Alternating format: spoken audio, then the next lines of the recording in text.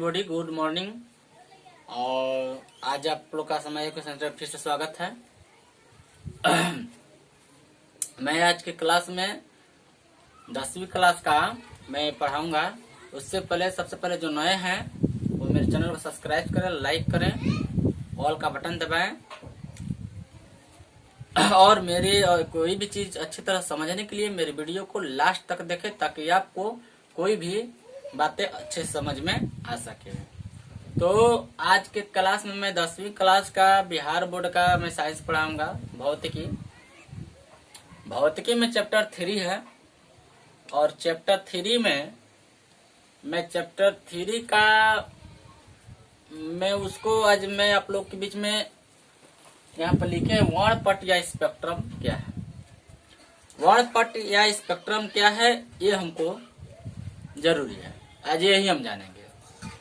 तो आपने देखा होगा प्रिज्म के बारे में, जब पढ़ाए थे तो उसमें वीडियो में आप देखे होंगे कि मैंने कहा कि प्रिज्म से 7 रंग की पट्टी प्राप्त होती है।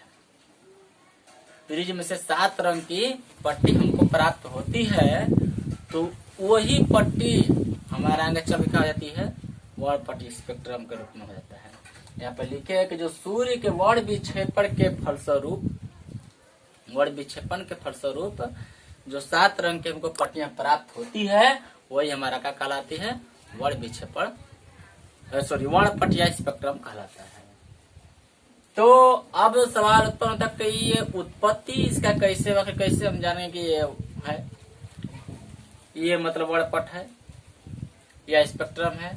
तो इस पति कारण यहाँ पे है कि चूंकि वर्णपट जो होता है वो 7 रंग का बना होता है, उसका तरंग दैर्ध्य भी अलग अलग होता है, उसके साथ साथ उसका विचलन कोण भी अलग अलग होता है। जब ऐसी इफेक्ट हमारे सामने आए तो इसका नाम क्या कर दिया गया, यह वर्णपट है, यानी यह स्पेक्ट्रम है। इस तरह से इसका नाम दे दिया गया। अब आ रहा है वायुमंडलीय अपवर्तन। वायुमंडलीय अपवर्तन क्या है?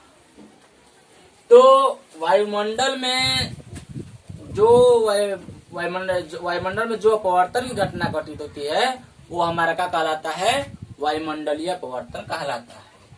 यहाँ पर लिखे हैं कारण क्या होता है कि वायुमंडल जो होता है वहां पर बहुत सारे घनत्व वाले कण मिले होते हैं।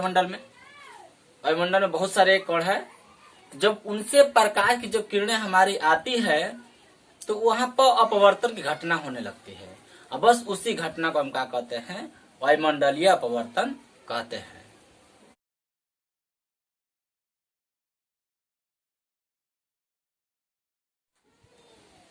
तो अब देखिए, अब हम ये देख रहे थे कि सूर्य के प्रकाश में 7 रंग होता है, फिर 7 रंग को मिलाने श्वेत रंग होता है, ऐसा मानना था, लोग कह रहे थे। तब हमारे वैज्ञानिक, जिनको फिजिक्स का पितामह भी माना जाता है, न्यूटन साहब ने इस प्रयोग को सिद्ध करने के लिए एक्सपेरिमेंट किया, यानी सिद्ध किया। तो उन्होंने अपने प्रयोग में इसको साबित किया। पहले ये बात बतलाया कि सूर्य के प्रकाश में 7 रंग होता है और पुनः उन 7 रंगों को मिलाने से हमको फिर से श्वेत रंग प्राप्त होता है, यानी सूर्य का प्रकाश हमारा श्वेत रंग का होता है, ऐसा उन्होंने बताया। फिर इसके बाद बात यहीं पर नहीं रुकी, इसको साबित भी किया उन्होंने। इसको साबित करने के लिए वो कहते हैं कि एक गोलाकार डिस्क लिए, गोला ले लिए, डिस्क लिए, उसको 7 बराबर भागों में खंडित किया। 7 बराबर भाग में खंडित करने के बाद वो 7 बराबर भागों में 7 रंग से उसको रंग दिए। 7 रंग से रंगने के बाद जो डिस्क था हमारा, उसे उन्होंने खूब जोर से घुमाया। तो उन्होंने पाया कि जो 7 रंग, जो हमारा 7 रंग की जो पट्टी थी, उसके जगह पे एक श्वेत रंग का पट्टी हमको दिखाई दिया।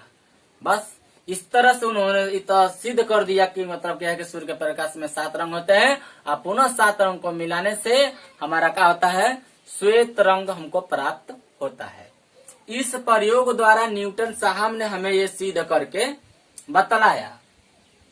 अब इसके बाद आया हमारा प्रकाश की प्रकीर्णन। प्रकाश प्रकीर्णन क्या होती है? तो प्रकाश के पथ में आने वाले कणों से, प्रकाश के पथ में आने वाले कणों से प्रकाश की किरण को टकरा कर छितरा जाना, यानी करीब फैलने की जो घटना होती है वही हमारा प्रकाश की प्रकीर्णन कहलाती है।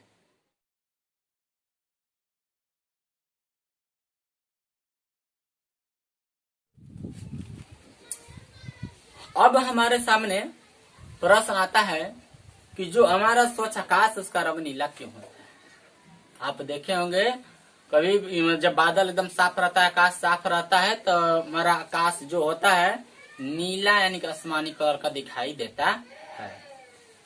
तो अब इसका कारण क्या है? तो कारण ये है कि जब सूर्य के प्रकाश में, हम जानते हैं कि सूर्य के प्रकाश में कितने रंग होते हैं? 7 रंग होते हैं। इन सबका अलग अलग तरंग दैर्ध्य भी होता है। किसी में हमारा जो बैगनी कलर होता है और नीला कलर होता है, इसका तरंग दैर्ध्य कम होता है। तरंग दैर्ध्य कम होने के कारण क्या होता है कि वह वायुमंडल में उपस्थित कणों से टकराते हैं और टकराने के बाद ये छितरा जाते हैं, यानी कि पृथ्वी तक नहीं चौंक पाते हैं। तो इस कंडीशन में टकरा कर वायुमंडल में ही रह जाते हैं। इसी कारण क्या होता है कि हमारा जो आकाश रहता है, स्वच्छ आकाश रहता है, हमारा नीला दिखाई देता है। तो मैं चाहूंगा कि आप सभी लोग, सभी विद्यार्थियों से मेरा अनुरोध है कि अपना फेयर कॉपी यानी कि नोट्स अपना घर पर कंप्लीट करते रहें और घर से ही अपना तैयारी करते रहें। कोई भी दिक्कत, प्रॉब्लम हो, कोई भी समस्या हो, हमको कमेंट में बताएं। हम उसे अगली वीडियो में आपको क्लियर बताकर भेजूंगा।